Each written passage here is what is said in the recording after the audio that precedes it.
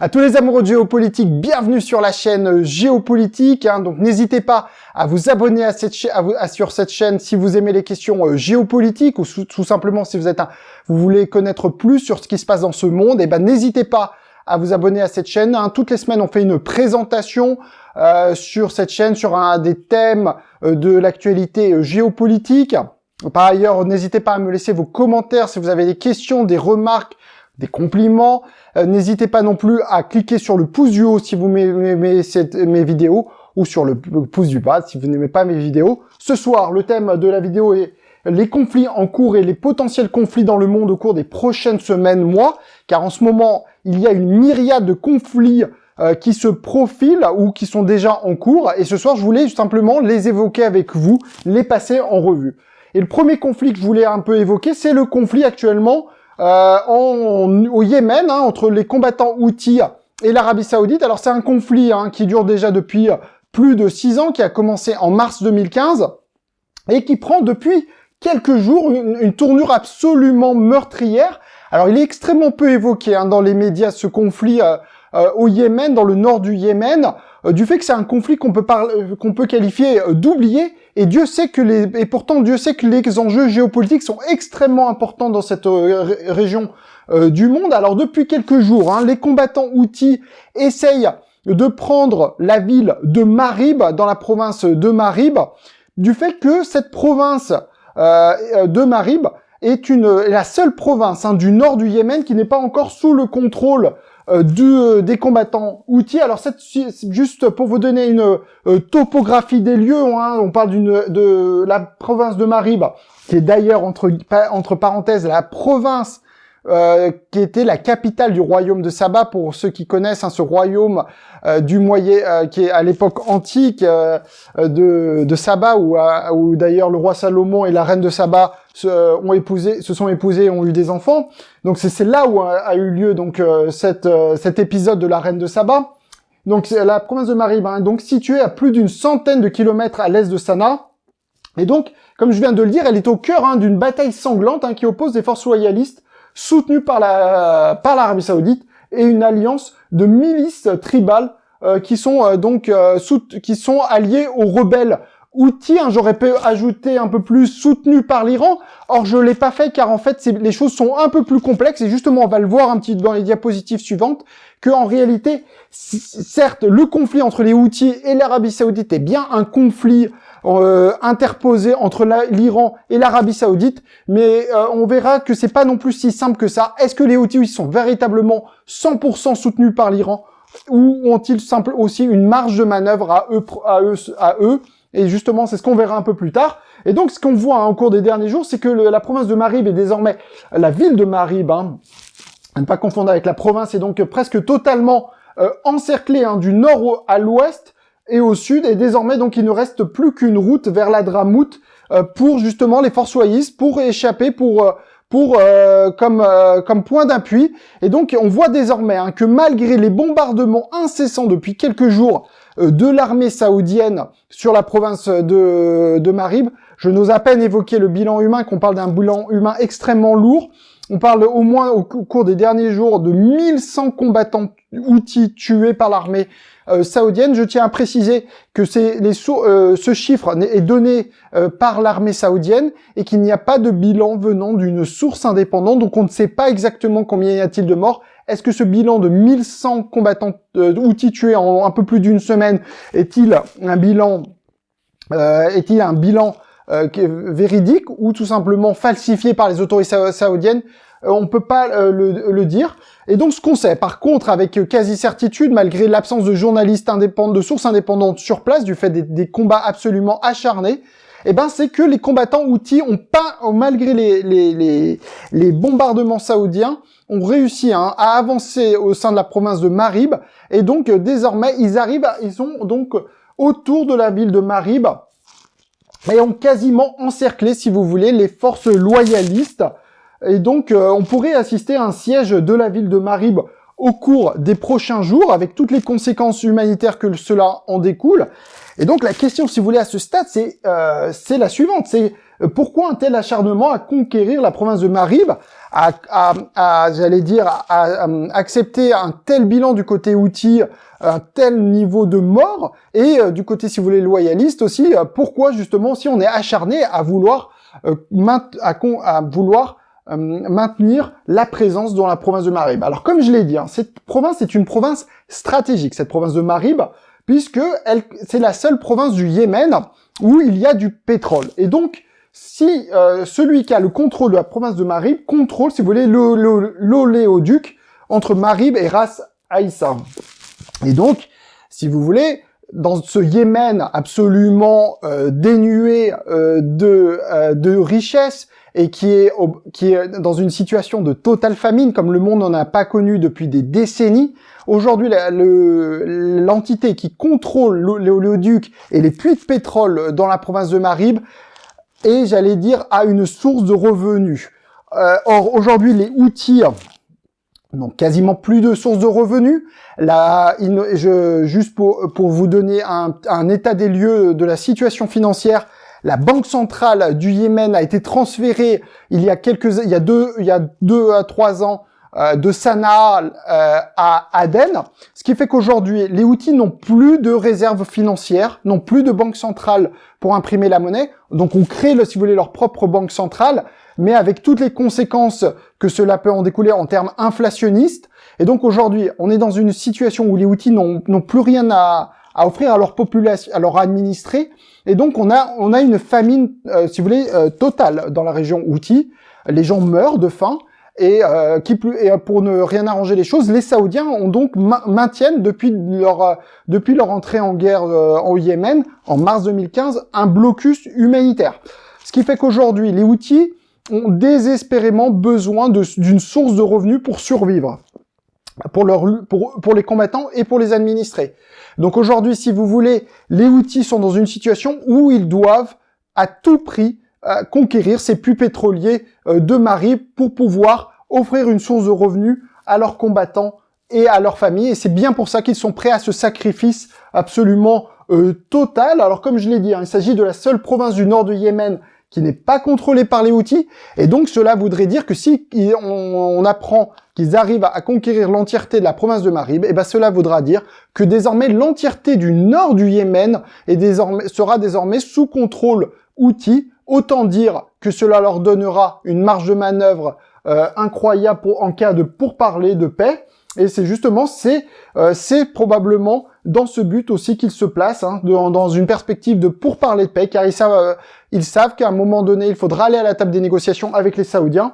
Et donc, une prise de la province de Marib pourrait donc sceller la partition du pays, comme ça a été le cas entre 1967 et 1990, et c'est là où les Houthis voudraient, c'est bien pour ça qu'ils sont déterminés à prendre cette province de Marib. Comme ça, on pourrait revenir à cette situation d'avant 1990, où le Yémen du Nord était donc indépendant du Yémen du Sud, et donc désormais les Houthis cherchent une reconnaissance internationale à cet état de fait, c'est-à-dire qu'ils contrôlent le Yémen du Nord, et donc il leur manque juste un petit puzzle, c'est-à-dire la province de Marib, et donc c'est pour ça qu'ils sont absolument acharnés à conquérir cette province.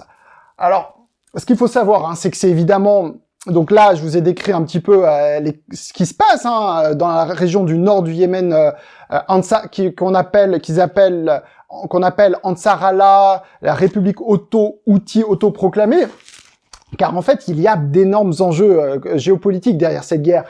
Comme je l'ai dit, c'est une guerre interposée, cette guerre entre l'Iran qui soutient les Houthis et d'un autre côté l'Arabie Saoudite qui soutient les forces loyalistes du gouvernement internationalement reconnu du président Hadi, qui est réfugié depuis mars 2015 en Arabie Saoudite. Alors certes, il y a des membres de son gouvernement qui sont présents à Aden, mais qui ne peuvent à peine sortir de leur ministère car ils sont menacés de mort s'ils sortent de leur ministère. C'est dire aujourd'hui que ce conflit est un conflit absolument acharné et que donc désormais, depuis quelques années, en fait, l'Iran et l'Arabie Saoudite s'affrontent sur ce terrain yéménite de façon interposée. Et donc c'est bien pour ça que on craint que justement cette escalade militaire, ces bombardements saoudiens pourraient entraîner des ripostes du côté Houthi, comme ils le font depuis de nombreuses années, en envoyant, si vous voulez, des missiles sur le territoire saoudien, sur des sites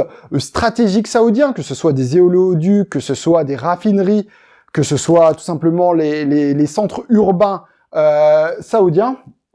Et donc c'est bien pour ça qu'en fait l'ONU appelle à une désescalade au Yémen, en appelant notamment à mettre fin donc à cette famine à grande échelle qui a cours en ce moment au Yémen. Et donc désormais également l'ONU craint que si on n'arrive pas à arriver à une désescalade, et ben tout simplement les Houthis qui reçoivent toute l'aide technologique du Hezbollah, et ben pourraient dans les prochains jours attaquer par le biais de missiles et de drones les infrastructures stratégiques saoudiennes, que ce soit des éoléoducs, des raffineries, des aéroports. Depuis 2-3 ans, si vous suivez un peu l'actualité, bah on assiste à des tirs de drones, des tirs de missiles sur le territoire saoudien. Dois-je vous rappeler qu'en septembre 2019, ce sont des raffineries, les plus grandes raffineries saoudiennes qui avaient été attaquées et détruites en partie. Certains aéroports ont été détruits en Arabie Saoudite, comme l'aéroport d'Aba, dans le sud de l'Arabie Saoudite, la ville de Jizan, qui est une ville à la frontière entre le Yémen et l'Arabie Saoudite, est constamment sous le tir de missiles Houthis. Et donc, évidemment, il est possible que les Houthis répliquent à ces bombardements et qu'on assiste dans les prochains jours à des nouveaux tirs de missiles, non seulement envers le territoire saoudien, mais également, on pourrait imaginer aussi des tirs de missiles vers le territoire des Émirats Arabes Unis. Donc, on voit qu'à ce moment-là, on irait vers une escalade régionale. Et donc, il faut suivre actuellement ce qui se passe au Yémen, car évidemment, les Houthis pourraient répliquer dans les prochains jours à ces bombardements sur leur territoire. Et donc, et ce qui est très surprenant, si vous voulez, c'est quand ces bombardements saoudiens sur le territoire autoproclamé Houthi interviennent alors qu'on annonce que les relations entre l'Iran et l'Arabie Saoudite s'améliorent, se réchauffent. Depuis plusieurs mois, l'Irak s'est proposé comme intermédiaire pour mener ces discussions informelles entre l'Arabie Saoudite et l'Iran. Et désormais, on apprend officiellement qu'il y a une volonté de part et d'autre de désescalade, en notamment réouvrant des consulats saoudiens et iraniens. Et il est tout à fait aussi possible que dans les prochains jours, il y ait un rétablissement des relations diplomatiques entre l'Iran et l'Arabie Saoudite. En janvier 2016, les deux pays avaient rompu leurs relations diplomatiques suite à l'exécution de deux ayatollahs prééminents en Arabie Saoudite. Ils avaient osé critiquer le pouvoir saoudien et cela leur avait valu d'être pendus par les autorités saoudiennes, et ceci avait entraîné une rupture des relations diplomatiques entre la République islamique d'Iran et l'Arabie Saoudite. Et désormais, de façon très surprenante, on apprend ce réchauffement des relations diplomatiques, alors que dans le même temps, les Saoudiens bombardent constamment les Houthis, et donc cela pose la question, y a-t-il un lien en fait y a-t-il une absence de lien, si vous voulez, entre ces réchauffements diplomatiques et la question Houthi?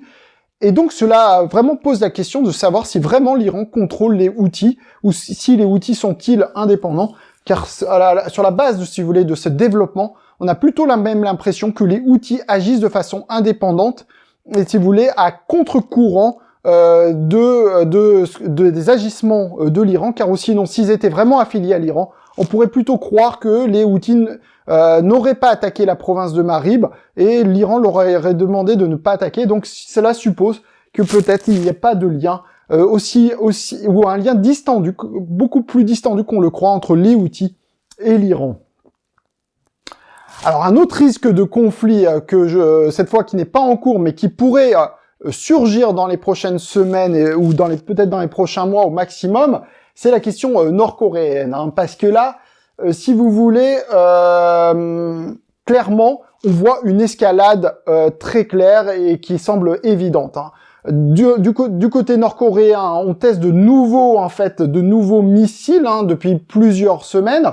Et notamment, il y a quelques jours, on a testé avec succès un nouveau type de missile balistique, lancée donc depuis un sous-marin. Or, je rappelle que la Corée du Nord est sous sanctions internationales, et notamment la interdiction de tester et de lancer des missiles balistiques. Donc, ceci est fait en totale contravention avec le droit, avec les sanctions internationales imposées à la Corée du Nord.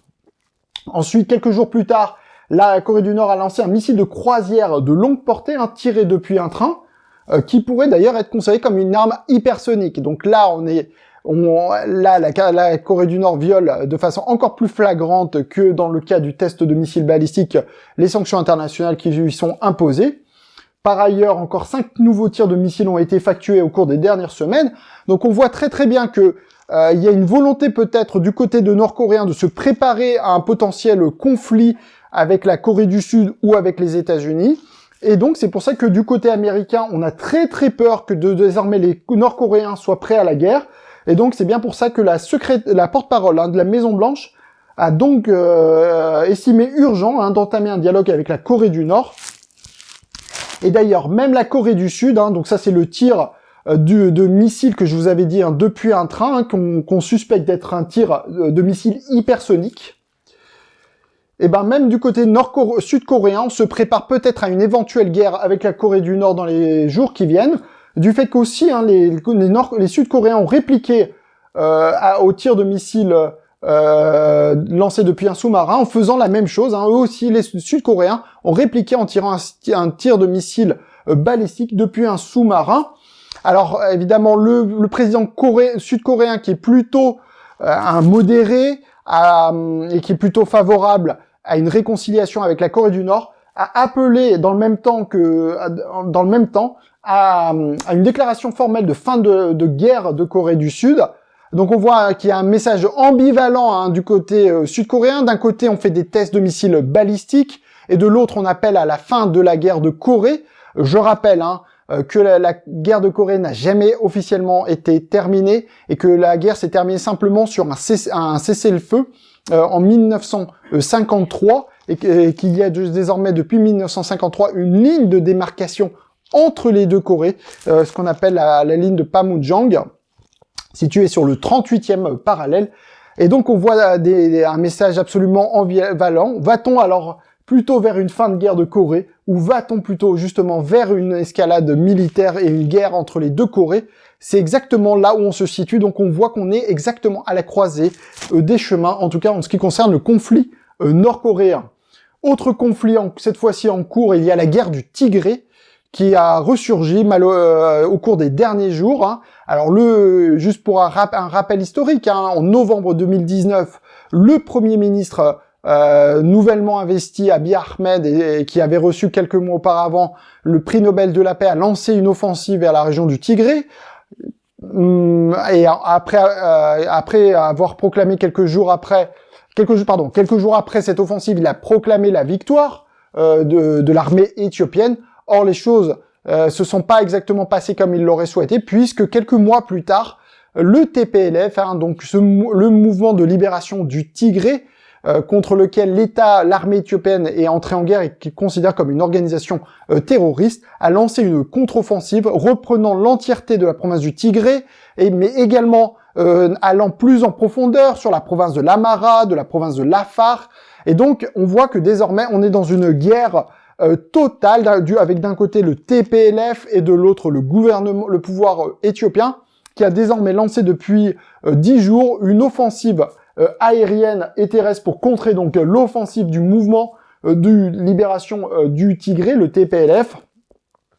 Et donc on voit que désormais on assiste à des bombardements incessants de l'armée éthiopienne sur la région du Tigré, mais également de l'Amhara et de l'Afar. Alors évidemment, le pouvoir éthiopien ne laisse pas les journalistes indépendants aller sur les zones de guerre, et donc il est très difficile de savoir l'état des lieux, si vraiment l'armée éthiopienne a réussi en quelques jours à reconquérir ces territoires perdus au sein de l'Amhara, de l'Afar et du Tigré. En tout cas, ce qu'on peut dire avec certitude, c'est que le pouvoir éthiopien mène, un peu comme le font, comme on l'a dit un peu plus tôt, les autorités saoudiennes, mène un blocus humanitaire, et ce qui fait que de nombreux Tigréens sont en train de mourir de faim, comme dans la région Houthi.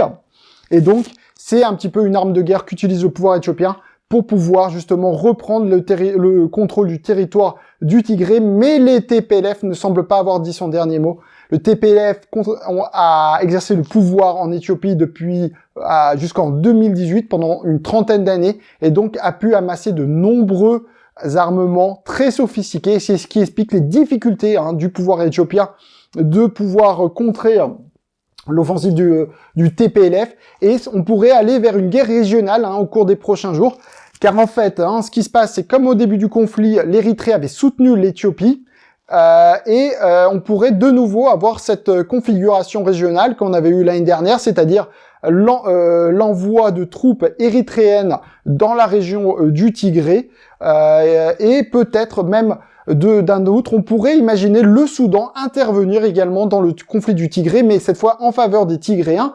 Et donc on n'est pas à l'abri dans cette région d'Afrique à une guerre régionale, une guerre entre plusieurs États avec le Soudan, l'Éthiopie et l'Érythrée qui interviennent donc dans ce conflit.